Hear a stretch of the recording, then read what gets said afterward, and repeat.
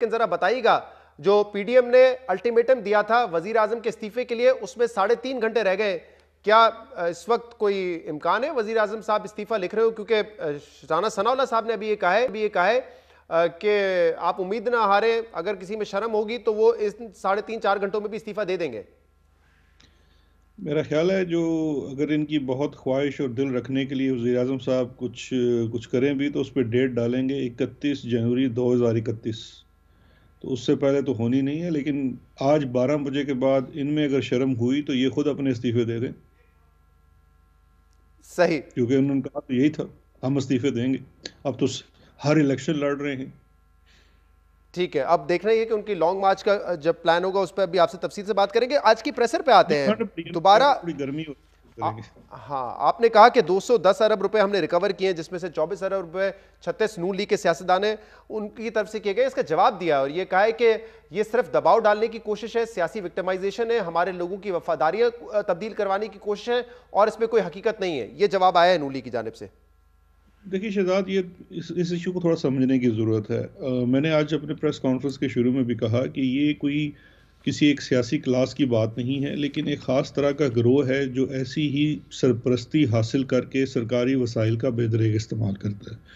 उसके अंदर एक मिसाल दी कि ये 36 लोगों का डेटा शेयर किया है, और ये तमाम जो है इसके ऊपर एफआईआर्स भी हुई हैं, लैंड रिट्रीव हो चुकी है। उसके ऊपर तो बहुत ज़्यादा ऐसी जगह है, मिसाल के तौर पे खुर्रम दस्तगीर साहब का पेट्रोल स्टेशन था गुजरांवाला के अंदर, उसके अंदर पब्लिक पार्क बना दिया गया है। अब ये चीज़ें रोज़े रोशन की तरह यहाँ हैं, इससे इनकार तो किया नहीं जा सकता। लोग गवाही देंगे, आपके कैमरामैन जाके ऑन ग्राउंड देख सकते हैं। अब ये जो बात कह रहे हैं वफादारियाँ तब्दील करने की, तो पाकिस्तान तहरीक इंसाफ तो वो जमात है जो इस वक्त शिद्दत से कोशिश कर रही है कि अब वफादारियाँ किसके लिए तब्दील करनी है। सेनेट का इंतखाब आ रहा है, सेनेट के इंतखाब के लिए तो हम सुप्रीम कोर्ट ऑफ पाकिस्तान में भी चले गए हैं कि इंटरप्रटेशन कर दीजिए कि अगर सिर्फ कानून साजी करने से ओपन बैलेट हो जाए ताकि ये खरीदो फरोख्त का सिलसिला बंद हो, तो हम तो उसके लिए भी तैयार हैं। हमने बिल भी कॉन्स्टिट्यूशनल अमेंडमेंट का टेबल कर दिया है नेशनल असेंबली में, नून लीग आके उसको वोट कर दे, 2/3 मेजोरिटी आ जाएगी, पीपल्स पार्टी उसको वोट कर दे, सिलसिला खत्म हो जाएगा। We have shown our cards, हमने तो मेज पे रख अच्छा दिया है शहजाद साहब, एक तो कि आप चाहे अफजल खोकर साहब हो, उस दिन आपने सुना उन्होंने असेंबली में बताया कि इंतकाल हुआ है उस प्रॉपर्टी का, बोनाफाइड परचेजर है वो, ये कह रहे हैं हमने स्टे ऑर्डर लिया था फिर भी आपने उसको गिरा दिया। और दूसरा अहम सवाल आज ये उठता है कि क्या यहाँ पर भी सारे के सारे नून लीग के थे, कोई पीपल्स पार्टी नहीं, कोई पीटीआई नहीं, कोई काफ लीग नहीं, सिर्फ क्या कब्जा माफिया नून लीग में ही थे? और अगर ये आता है कि सिर्फ नून लीग में थे तो फिर तासुर तो उभरेगा ना कि शायद ये विक्टिमाइजेशन हो। देखें, किसी शख्स की तकरीर करने पे तो कोई पाबंदी नहीं है, वो कुछ भी बात कर सकता है। जो अफजल खोकर साहब ने तकरीर की उसके जवाब में बाबर अवान साहब ने उनको ईवान में जवाब भी दिया और ये बताया कि कोई इनके पास स्टे ऑर्डर नहीं था, कोई वैलिड डॉक्यूमेंट नहीं था। बेशक आप 4-5 लोगों से ये तो आपका अपने लेयरिंग करते हैं, लेकिन जो सरकारी रकबा होता है, सरकारी रकबे की चीज़ कभी भी इसको चेंज नहीं किया जा सकता। और वो पहले उसके ऊपर ड्यू प्रोसेस हुआ, वो पूरा इस्टेब्लिश हुआ, रेलेवेंट फोरम के ऊपर इस्टेब्लिश हुआ, उसके बाद उसकी तकसीम होती है, फिर उसके बाद वो सरकारी ज़मीन का कब्ज़ा लिया जाता है। और ये जो फरमाते हैं कि ये लाहौर हाई कोर्ट भी गए थे उससे अगले दिन, अगर सरकारी उमाल ने कोई भी नाजायज़ इनके साथ काम किया होता तो सबके ऊपर कंटेम्प्ट ऑफ कोर्ट लग जानी चाहिए थी। किसी के ऊपर कोई कंटेम्प्ट ऑफ कोर्ट नहीं लगी, बल्कि अदालत ने भी कहा कि आपका जो कोई इशू है आप सिविल कोर्ट में जाके डिस्प्यूट रिजॉल्व कर लीजिए। अच्छा, इनका जो घर है उसमें भी दो हिस्से हैं। एक तो 45 कनाल सीधी सीधी सरकार की ज़मीन थी जो रिट्रीव करा ली गई, बाकी भी जो है उसके अंदर बहुत सारी सिविल पार्टीज का इनके साथ डिस्प्यूट चल रहा है, आम लोग हैं जिनकी ज़मीन के ऊपर कब्जा हुआ है। उसमें रियासत का कोई किरदार नहीं है, वो तो अपने उस प्रोसेस में से गुजरेंगे, उन लोगों के साथ भी ज्यादती हो रही है। लेकिन जो सरकारी ज़मीन है उसको रिट्रीव कराया गया है।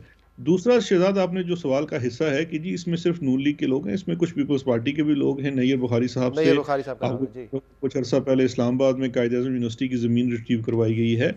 बात यह है कि पाकिस्तान मुस्लिम लीग ने तवातर के साथ पंजाब में, ये पंजाब का डेटा था, पंजाब में इनकी हुकूमत रही है, इन्हीं के लोग रहे हैं और यही वो लोग थे जिनकी सियासी सरपरस्ती की गई जाके ही वो काम करें। अब कोई भी बंदा अगर इस हुकूमती पार्टी का है जिसने कोई भी सरकारी वसाइल इस तरह का इस्तेमाल किया है तो उसकी निशानदेही कर दीजिए।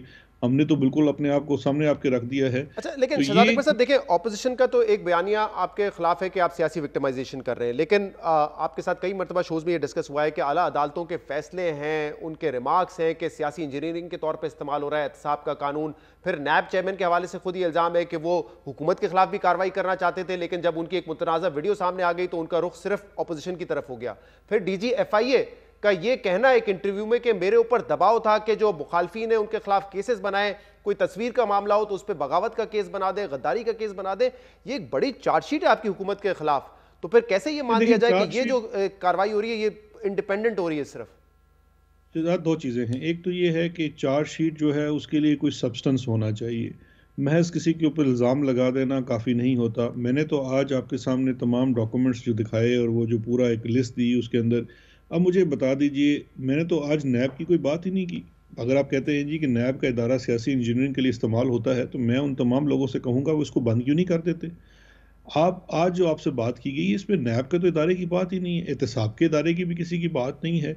ये तो रेवेन्यू के डिपार्टमेंट है, डिस्ट्रिक्ट एडमिनिस्ट्रेशन है, डेवलपमेंट अथॉरिटीज़ हैं, प्रोविंशियल एंटी करप्शन हैं, उनकी नहीं, कोऑर्डिनेशन आज से तो ये, काम लेकिन हो जो रहा पूरा है। एहतसाब है उस पर जो सवाल उठता है, मैं इसलिए आपको बता रहा था कि नैब के हवाले से क्या देखिए है, DGFIA के एहतसाब DGFIA के खुद क्या ऊपर कह चुके हैं। दो चीज़ें हैं शहजाद। एक जी, चीज़ है कि एहतसाब के ऊपर सवाल कौन उठाता है। एहतसाब के ऊपर सवाल वही उठा रहा है जिसका एहतसाब हो रहा है, जो पकड़ा जा रहा है, जिसकी चोरी सामने आ रही है, वो पूरे तो प्रोसेस जजेस के ने ऊपर भी ही सवाल सवाल उठाता उठाया, है। जजेस का कौन सा एहतसाब देखिए कर रहे हैं जो आप सवाल, देखिए मैं शहजाद आपसे बारहा कह चुका हूँ, कमेंट देना उसकी कोई जुडिशियल वैल्यू नहीं होती।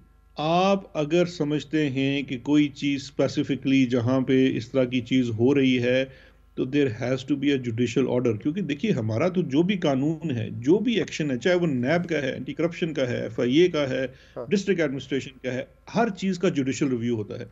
हाँ, जो एक्शन है, जो समझा जाए, उसको लेकिन फौरी तौर पर जजमेंट्स भी नलीफाई है ना किया जा सकता साद रफीक साहब की, है। लेकिन उस पर देखिए भी ना, बहुत कुछ कहा अपनी गया, मैं उस पर जाना नहीं पर्सनल